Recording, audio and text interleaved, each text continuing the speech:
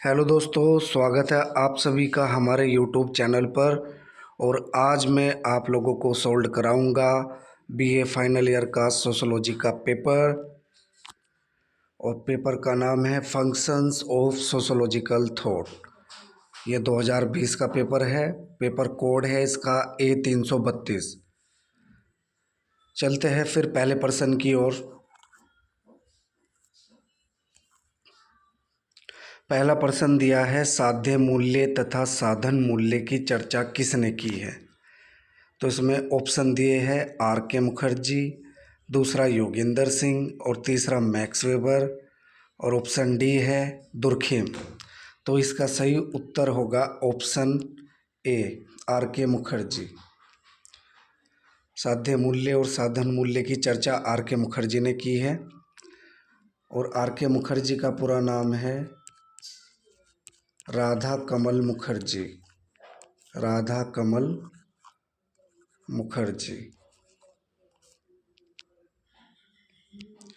अगला प्रश्न है, हर्बर्ट स्पेंसर ने किस आधार पर समाज का वर्गीकरण किया है।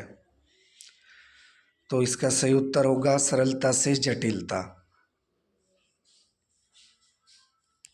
अगला प्रश्न है, आनुभविक घटना में सामाजिक तथ्य को डैश स्वरूप में ही समझा जाना चाहिए। तो इसमें होगा घटना के रूप में ही, घटना स्वरूप में ही समझा जाना चाहिए। अनुभवी घटना में सामाजिक तथ्य को घटना स्वरूप में ही समझा जाना चाहिए। तो ऑप्शन डी इसका सही होगा। अगला प्रश्न है, लाल फीताशाही शब्द किस सिद्धांत से संबंधित है। तो जो लाल फीताशाही शब्द है वो संबंधित है नौकरशाही से। और नौकरशाही का सिद्धांत किसने दिया है, max weber. Max weber max weber ने दिया है नौकरशाही का सिद्धांत। अगला प्रश्न है, समाजशास्त्र को सामाजिक तथ्य के विज्ञान के रूप में किसने परिभाषित किया है। तो समाजशास्त्र को सामाजिक तथ्य के रूप में दुर्खीम ने परिभाषित किया है। तो इसमें ऑप्शन सी सही होगा, एमाइल दुर्खीम। अगला प्रश्न है, चमत्कारी सत्ता शब्द जुड़ा हुआ है। चमत्कारी सत्ता शब्द जुड़ा हुआ है मैक्स वेबर से। ऑप्शन बी सही होगा, मैक्स वेबर। वेबर का पूरा नाम है मैक्स वेबर। चलते हैं अगले प्रश्न की ओर। The Protestant ethics and the spirit of capitalism नामक पुस्तक किसके द्वारा रचित है या लेखक कौन है। तो इसका सही उत्तर होगा max weber. Option A, max weber. Max weber. चलते हैं अगले प्रश्न पर। जीएस घुरिये की मृत्यु कब हुई। तो जीएस घुरिये की मृत्यु हुई थी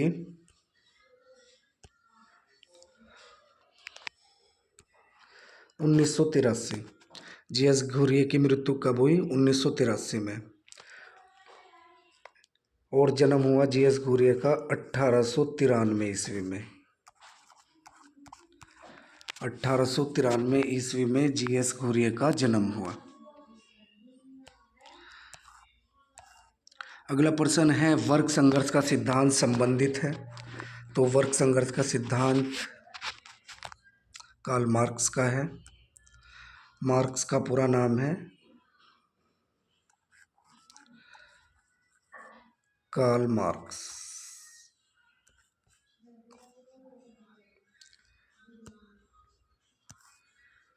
श्रम विभाजन की अवधारणा संबंधित है।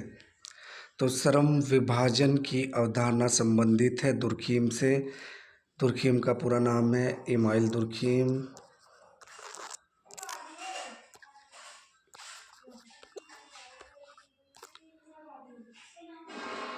Amyl Durkheim.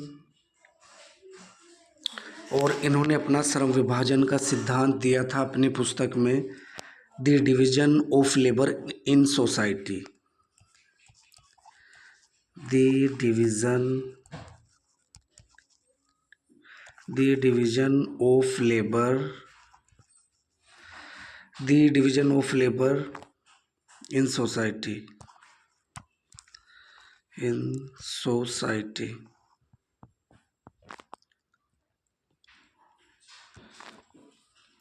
अगला प्रश्न है, द स्पिरिट ऑफ लॉ पुस्तक का लेखक कौन है? तो द स्पिरिट ऑफ लॉ पुस्तक के लेखक है मॉन्टेस्क्यू। ऑप्शन ए सही होगा।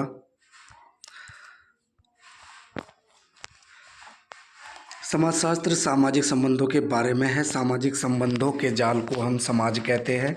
यह किसने कहा था? तो ये कहा था मैकाइवर एवं पेज ने। तो इसका ऑप्शन डी सही होगा। चलते हैं अगले प्रश्न की ओर। समाजशास्त्र का पिता कौन है? तो समाजशास्त्र का पिता है Auguste Comte. Option C Comte. पूरा नाम क्या है इनका?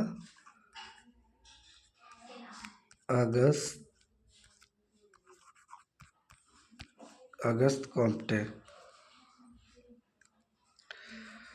अगला प्रश्न है, सामाजिक भौतिकी को के नाम से भी जाना जाता है?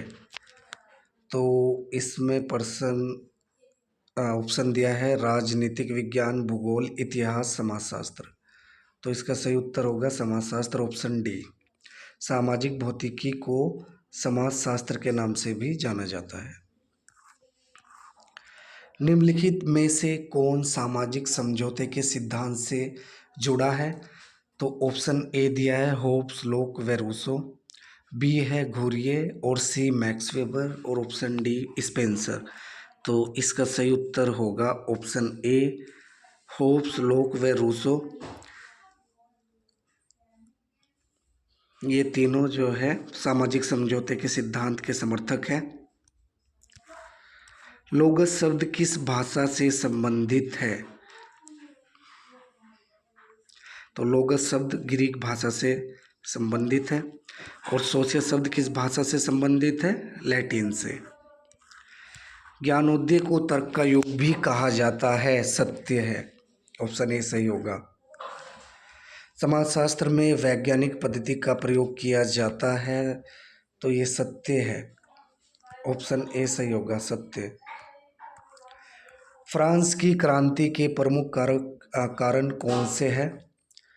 तो ऑप्शन ए कुशल नेतृत्व की कमी, निरंकुश तथा अत्यधिक खर्चीला राजतंत्र, भ्रष्ट चर्च व्यवस्था, उपरोक्त सभी। इसका ऑप्शन डी सही होगा।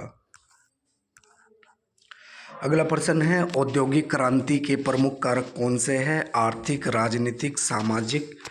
तो ये तीनों ही कारण हैं।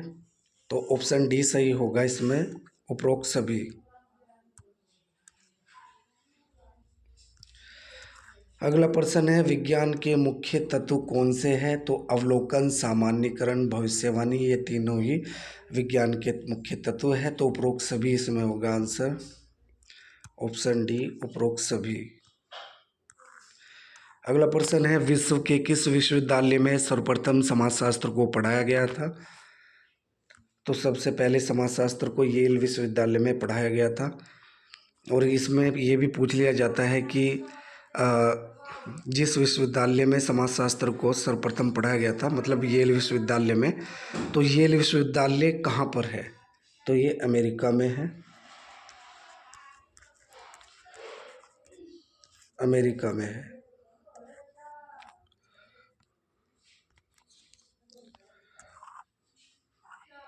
एक औपचारिक विषय के रूप में समाजशास्त्र का विकास किस वर्ष में हुआ था? तो 1838 में हुआ था। ऑप्शन ए सही होगा। अगला प्रश्न है, पुनर्जागरण का प्रारंभ किस देश से संबंधित है? तो पुनर्जागरण का प्रारंभ हुआ था इटली से। ऑप्शन ए सही होगा। समाजशास्त्र का शाब्दिक अर्थ है समाज का विज्ञान। ऑप्शन सी इसका सही होगा, समाज का विज्ञान, ऑप्शन सी। निम्नलिखित में से कौन सा वर्ष फ्रांस की क्रांति से जुड़ा है? तो फ्रांस की क्रांति हुई थी 1789 में। ऑप्शन डी इसका सही होगा। फ्रांस की क्रांति में किस प्रकार के मूल्यों को प्रोत्साहन दिया गया है? स्वतंत्रता, समानता, बंधुत्व। तो ऑप्शन डी इसमें सही होगा, उपरोक्त सभी। फ्रांस के स्वतंत्रता दिवस की उपयुक्त तिथि कौन सी है? तो 14 जुलाई को फ्रांस में स्वतंत्रता दिवस मनाया जाता है। अगला प्रश्न है, व्हाट इज सोशियोलॉजी पुस्तक का लेखक कौन है? तो व्हाट इज सोशियोलॉजी पुस्तक के लेखक है एलेक्स इंकिलिस। समाजशास्त्र की शाखा में कौन सा संयोजन मेल काम्ट द्वारा दिया गया है? तो काम्ट द्वारा दिया गया है सामाजिक स्थितिकी तथा सामाजिक गतिकी। ऑप्शन ए सही होगा। इनमें से कौन सा स्तर काम्ट के 3 स्तरों के नियम से संबंधित नहीं है? तो मानव की प्रगति के 3 नियम दिए थे काम्ट ने, वो थे धार्मिक, तात्विक, प्रत्यक्ष या वैज्ञानिक। धार्मिक, तात्विक, प्रत्यक्ष या वैज्ञानिक। तो इसमें अलग कौन सा है? आर्थिक। ये नहीं है, ठीक है। तो 3 स्तरों के नियम से कौन सा संबंधित नहीं है? आर्थिक। तो ऑप्शन ए सही होगा इसका। काम्ट के अनुसार प्रत्यक्षवाद का क्या अर्थ है? तो प्रत्यक्षवाद अभी बताया मैंने, वैज्ञानिक, ठीक है। तो ऑप्शन ए सही होगा। समाजशास्त्र सभी विज्ञानों की रानी है, यह किसने कहा है? तो यह परिभाषा अगस्त काम्टे ने दी है। अगस्त काम्ट के त्रिस्तरीय नियम का आधार बौद्धिक विकास है, क्या यह सत्य है? जी हाँ, ये बिल्कुल सत्य है। ऑप्शन ए सही होगा। निम्नलिखित में से कौन सिद्धांत अगस्त काम्ट के सामाजिक विज्ञान के क्षेत्र में महत्वपूर्ण योगदान है? तो प्रत्यक्षवाद का जो सिद्धांत है, ऑप्शन बी सही होगा इसका।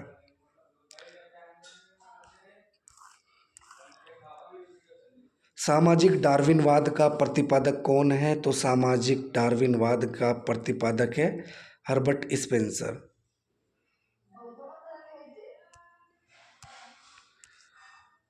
स्पेंसर का पूरा नाम है हर्बर्ट स्पेंसर। Herbert Spencer.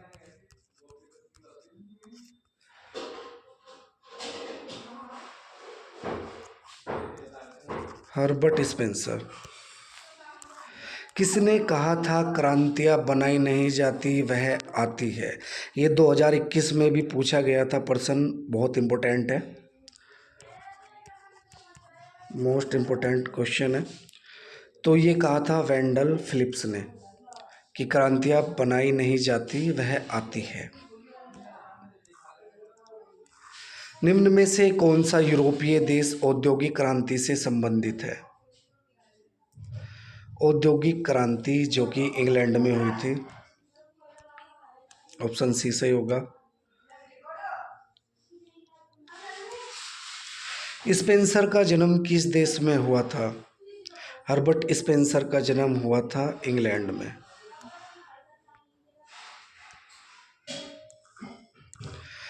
आत्महत्या का सिद्धांत निम्नलिखित में से किसने दिया है या किसने प्रतिपादित किया है? तो आत्महत्या का सिद्धांत दुर्खीम ने दिया है। ऑप्शन ए सही होगा।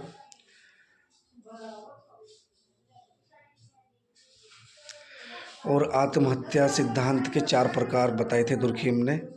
आत्महत्या 4 प्रकार की होती है। ओरिजिन ऑफ स्पीसीज पुस्तक का लेखक कौन है? तो ओरिजिन ऑफ स्पीसीज पुस्तक के लेखक है Charles Darwin. Charles Darwin. Charles Darwin.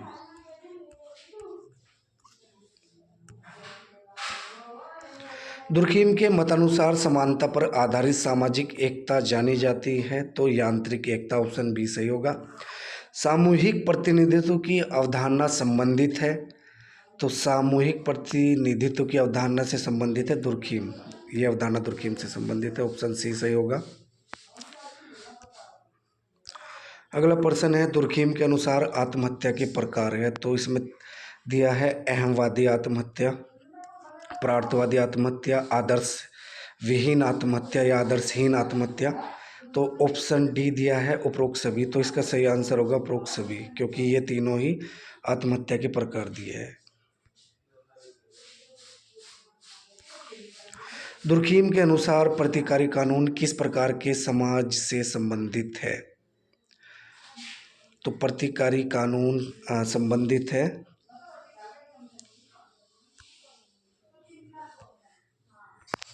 Durkheim, तो ये संबंधित है स्वावयवी एकता से, ऑप्शन बी। अगला प्रश्न है, इमाइल दुर्खीम के द्वारा सामाजिक तथ्यों की विशेषताओं को प्रस्तुत किया गया है, तो इसमें ऑप्शन ए सही होगा, बाह्यता बाध्यता। अगला प्रश्न है, the rules of sociological method पुस्तक का लेखक कौन है? तो इस पुस्तक के लेखक है इमाइल दुर्खीम, ऑप्शन ए सही होगा। अगला प्रश्न है, सामाजिक सुदृढ़ता से कौन संबंधित है? तो सामाजिक सुदृढ़ता से संबंधित है दुर्खीम, ऑप्शन बी सही होगा। अगला प्रश्न है, जब शक्ति वैधानिक हो जाती है तो वह जानी जाती है सत्ता के रूप में, सत्ता जानी जाती है, ऑप्शन ए सही होगा। तो ये थे हमारे सोशियोलॉजी के बीए फाइनल ईयर के 50% शुरू के, और लास्ट के 50% अगली वीडियो में कराऊंगा। इस वीडियो में इतना ही।